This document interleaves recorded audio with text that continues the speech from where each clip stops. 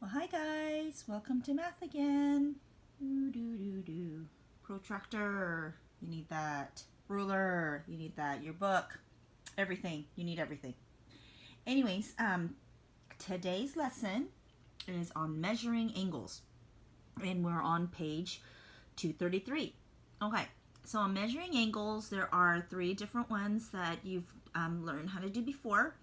Acute is less than 90, obtuse is greater than 90, and then intersecting lines. See intersecting lines, and you're going to be able, that's today's lesson. And that funny looking symbol is congruent. Okay? So basically, for the first section, for section A, 1A through F, is you're going to find the angles, the degrees. So AOG, so AOG, and then this is MNO, MNO, and so forth. So what you're going to do is, so I wrote this down so it's easier for me to do this, okay? So I would just take the protractor again, make sure it lines up on that center line, and then what's the other angle? It's the other angle from there.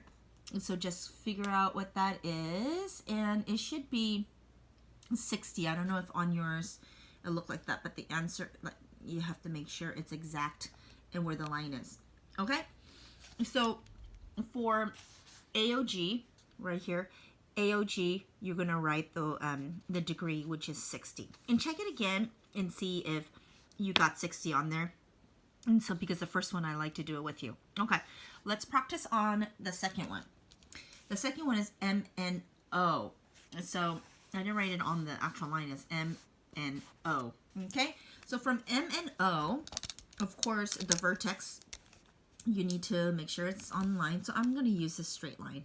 Okay, so line it up, and once you got it lined up, then you'll know what the other line and see, and so go all the way up there, and so then you'll know what MNO is. Now on Zoom, we're going to go over the answer, but for now, I want you to practice. Okay, so practice on this.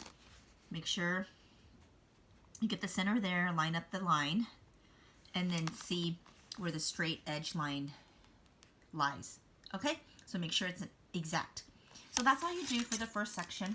You're going to do A through F. Remember, the first one is 60, and then just go from what they're asking you from there. For the second part, you're just labeling it acute, right, obtuse, or straight, which you did that in the previous lesson. So that's what you write the terms right there. Okay, on here, it's gonna be very hard. No, it's gonna be easy. All they're asking you to do is find the right angle of each of the figures. So remember, this little tiny box you see are right angles. So obviously, you should already know how many right angles there are. So you write that on the line. Then you come to the triangle, and you'll see a right angle. Then you write that on the line. So that's all you do for this section. Super, super, super easy, okay? So look at these little right angles, and then write them in there. Write the terms in there, and then what is the measuring angle, and write the degrees on the line. Okay, the next page is, you'll see two lines, okay? The first one, you're just basically gonna write the words to these, okay, these angles. So if it starts with W-O-Y, then go backwards. So write angle, W-O-Y, and then go backwards. Angle, Y-O-W. Okay, so there's just two different ways of writing the angles down. Now look at B, okay? Again, go from on the top and from the bottom, angle, ABC, and then on the second one, angle, CBA. So that's what you do for that. Same thing, TVW, WEV. So you're just going back and forth and back and forth. It's just showing you how many ways there are to write the angle. Okay, remember, everything gonna build later on. This is, again, review. So what you need to do is you have your protractor, right? And it depends on what the angle is. So for example, AOB. So it have to be exact, AOB. So remember, use one of the straight lines. You can just, the center, line up the lines, okay? And then go ahead and use your little window area and see where the other line is of A. Then you're gonna go line it up, and then you'll find your degree. Remember, less than 90, okay? is going to be most likely going to be these are less than 90, and then of course this looks like it's greater than 90, so you have to use the greater degrees on there. So once you figured it out, like EOA, like what that looks like, it's going to be obtuse. So which angle is that? Write the degrees in here, and also write the degrees in the circles as well. Okay. And for 6, A, B, and C, that's all review, of course. They're just asking you to find the area. So you're just going to go, the area of a circle is square radius. So 9 times 9, right? 3.14 times 9 times 9, which is 81. So you got to make sure that you go ahead and figure out what the radius is, then multiply by 3.14. B, it's a triangle. Remember, 1/2 times base times height. And then you're going to, here's the base, and there's the height, and you know what to do from there. S, 4 times S, that's the formula. So make sure you have to write the formula down and do it in order, like all the A's, like going down and not all over the place, please. And circle your answers. Here, there's nothing to bring over, no decimals here. So you're just going to have to just show me the work. Now, they don't give you much space for these big numbers, so you have to attach it to a notebook paper, okay? On the second, remember, just go and invert. Here, you have to bring over the decimal ones, bring over the decimal ones, bring it up, and that's how you do. Here, remember, 2 times 2 times 2 times 2, 6 times, right?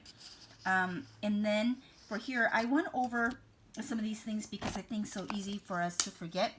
So for 7/8, if it's 1.5% of $850, I will take the number, and then I need to change that into a decimal. So remember, after the whole number, bring it over twice. So there's 0.01, and then the 2 is the 5. And then figure it out, and then bring the decimal 3 times. That's what this is, okay? Of is multiplying.